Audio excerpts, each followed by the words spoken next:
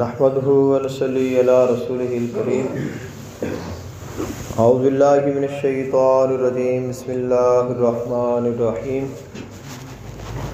والصلاة والسلام علیکہ یا سیدی یا رسول اللہ وعلی آلکہ واصحابکہ واہل بیتکہ یا سیدی یا نور اللہ۔ محترم حاضرین، اللہ تعالیٰ نے قرآن مجید فرقان حمید میں ارشاد فرمایا، انا انزلناہ فی لیلۃ القدر،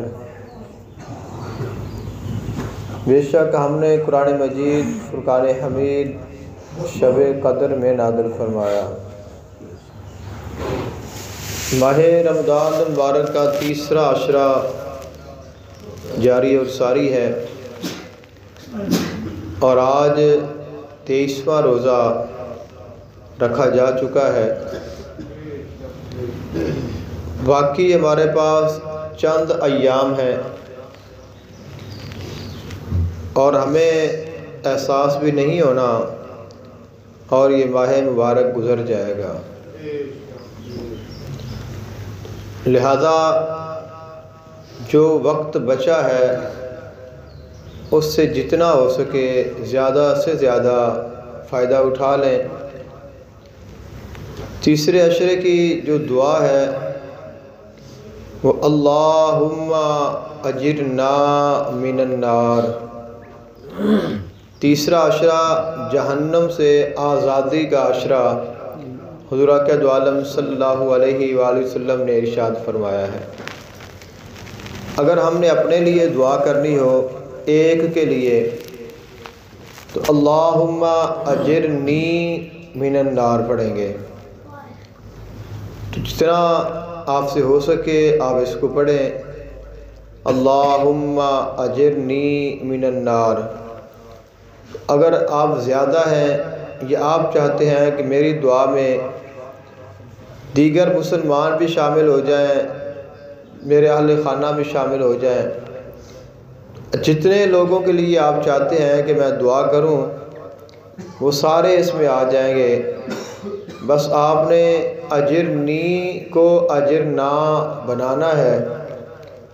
اس لیے کہا جاتا ہے کہ اجرنی سے اجرنا پڑھنا زیادہ افضل ہے، کیونکہ اس میں ہمارے لیے اپنے لیے بھی دعا ہے اور اپنے دوسرے مسلمان بھائیوں کے لیے بھی دعا ہے، اور دوسروں کے لیے کی گئی دعا سب سے پہلے انسان کے اپنے حق میں قبول ہوتی ہے۔ اور تیسرا عشرہ شب قدر کا عشرہ بھی اس کو کہا جاتا ہے، کیونکہ اس میں شب قدر ضرور آتی ہے، اور آخری عشرے کی طاق راتوں میں سے ایک رات شب قدر ہوتی ہے۔ شب قدر کی جو دعا ہے، اللہم انکا عفو کریم تحب العفو فاعف عنی یا غفور یا غفور یا غفور۔ تو یہ دعا جب محسوس ہو جائے کہ آج کی شب قدر ہے تو یہ دعا پڑھنی چاہیے کثرت کے ساتھ۔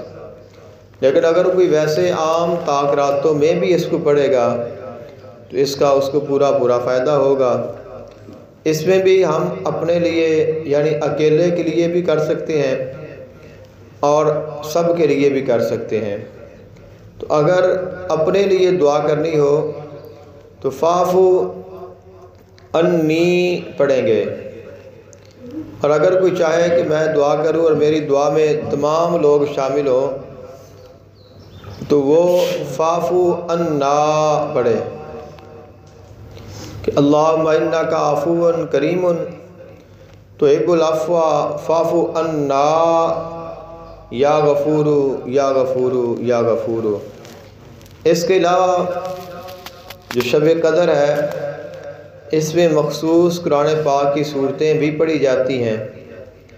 سورہ روم کی تلاوت کی جاتی ہے، سورہ عنکبوت کی تلاوت کی جاتی ہے، اس کے علاوہ سورہ دخان اس کی تلاوت کی جاتی ہے، اور سب سے جو خاص ہے وہ سورۃ القدر ہے، کیونکہ جو سورت ہے ہی شب قدر کے نام پہ، اور اس میں ذکر ہی شب قدر کا ہے۔ انا انزلناہ فی لیلۃ القدر وما ادراک ما لیلۃ القدر، یہ سورہ مبارکہ، اس کو 1000 مرتبہ اگر کوئی پڑھ لے تو اس کے ساتھ بڑی برکات حاصل ہوتی ہیں۔ اس سورت کی ایک اپنی فضیلت اور اس کے کمال ہے، رزق کے لیے، خیر و برکت کے لیے، بیماریوں سے شفا کے لیے، غموں سے نجات کے لیے، مشکلات میں آسانی کے لیے، حاجات کو پورا کرنے کے لیے، قرضے سے خلاصی کے لیے، تجارت کے لیے، مال و دولت کے لیے، عزت و شہرت کے لیے اس سورت کو پڑھا جاتا ہے، اور اس میں ہر قسم کی سلامتی ہے۔ اللہ تعالیٰ کی خاص اس میں رحمتیں ہیں، اور اس میں فرشتوں کا نزول ہے، قرآن پاک کی برکات ہیں، اس کو پڑھا جائے۔ اور یہ جو چیزیں ہیں یہ معتکفین کے لیے نہیں ہے، یہ ہم سب کے لیے ہیں۔ وہ تو پڑھ رہے ہیں، ان کو پڑھنا چاہیے، لیکن اگر ہم میں سے بھی کوئی پڑھے گا تو اسے بھی وہی فائدہ ہوگا جو دوسرے لوگوں کو ہوگا۔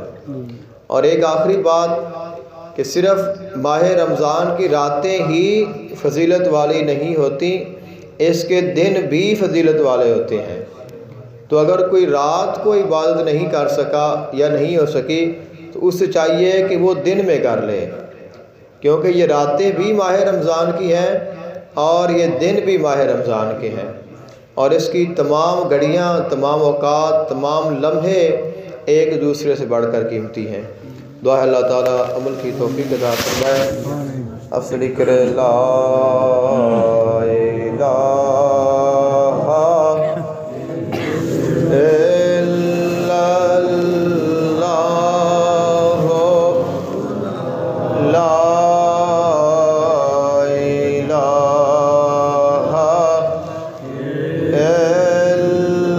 اللہ، لا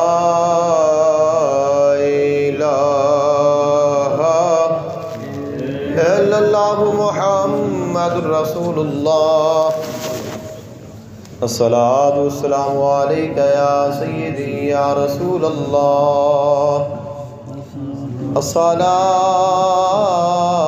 والسلام علیک یا سیدی یا حبیب اللہ، الصلاۃ والسلام علیک یا سیدی یا نور اللہ، وعلی